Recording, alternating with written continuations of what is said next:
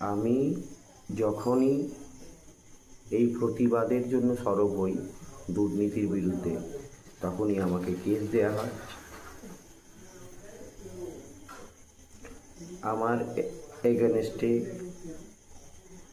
মিথ্যা একাধিক কেসও দেওয়া হয়েছে। এই পর্যন্ত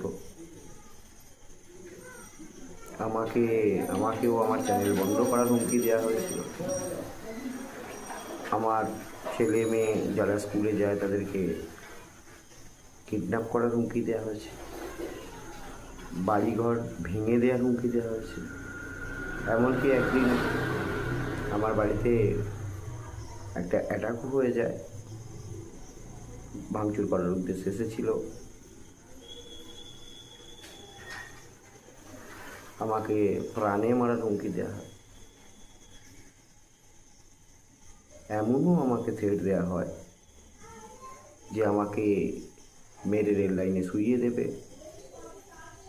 যাই হোক, আমি ভেঙে পড়িনি।